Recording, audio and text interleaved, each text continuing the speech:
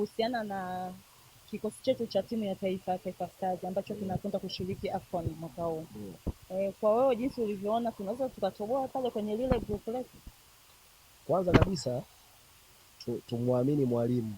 Yaani mwalimu sisi tukimpa imani yeye na yeye ataenda kuwapa imani wachezaji ambao itaenda kutupa matokeo chanya. Lakini tukianza kumdisi mwalimu labda ameita wachezaji hao tofauti, itakuwa haipendezi. Lakini mimi binafsi kwenye swala la kutoboa kikubwa ni commitment. Yaani wachezaji kuamua kilichowapeleka kule ni nini. Kwamba kama kucheza mpira tunacheza ili kupambanie bendera ya timu taifa. Lakini tukienda kama kule kukua kama stylish hatuwezi kufanikiwa. Lakini kwa namna timu ilivyoitwa, mimi na imani timu inaenda kufanya vizuri sana msimu tofauti na msimu mwingine. Kulingana na experience ambayo amepata kwenye mashindano yaliyopita. Na pia nimeona kwenye kile kikosi kwenye listi tumeona pale Bwana Samata karudi nyumbani, Msuva naye pia yumo ndani. Kwa wewe unavyoona kwamba ni sahihi kumrudisha Msuva na Bwana Samata kuacha wengine ambao wameachwa, au wewe kama legend unazungumziaje? Kwanza mimi nimefurahishwa sana na kukubali, maana nilipata taarifa kwamba aliomba kuachana na timu ya taifa. Mimi nimefurahi sana. Yaani wanasemaga hakuna kijiji kisicho kuwa na wazee.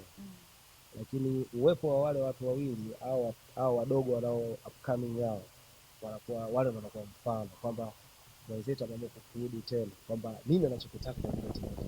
Kwa hiyo mimi binafsi nimefurahishwa na kurudi kwao, pia na nimebeba matarajio makubwa sana kutoka kwao. Kwa wewe binafsi wakati enzi zile unacheza ulianzia kwenye timu za Majimaji hapa Songea, ukatoka,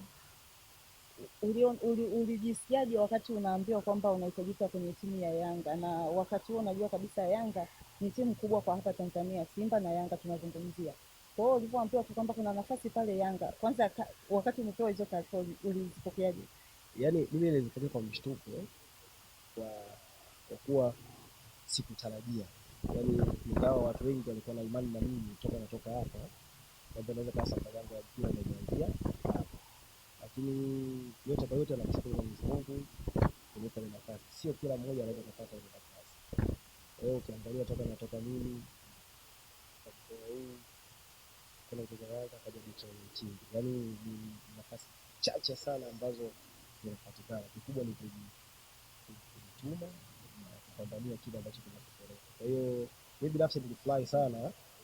Nilishtua lakini nilifurahi pia kwa sababu ni kwenda kutimiza yale zile ndoto zangu. Ulikuwa umepokeaje hizo taarifa za kukwambia pato unabidi ukae nje ya dimba wakati tayari ndio ilikuwa fani yako ya kukuingizia kipato? Ulipokeaje taarifa?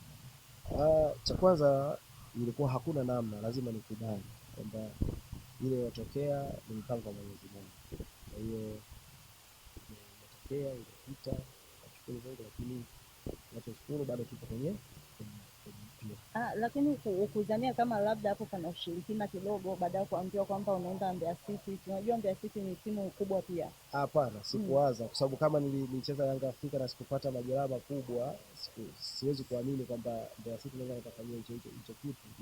Kwa kuwa nayo ni timu kubwa hapa na sikuwazia hicho kitu. Baadaye nikajua mimi mpango wa Mwenyezi Mungu na Mungu ndiye aliyeandika na baadaye pale. Na hapa mimi nimekuwa nahodha polisi kwa misimu miwili mfululizo. Kwa hiyo hicho kitu sijawahi experience, lakini labda kwa nje ya mimi watu wanaweza kuzungumza labda nisipokuwepo, lakini mimi nime experience kwa sababu nimekuwa captain. Kwa hiyo hicho kitu siamini kama kitu.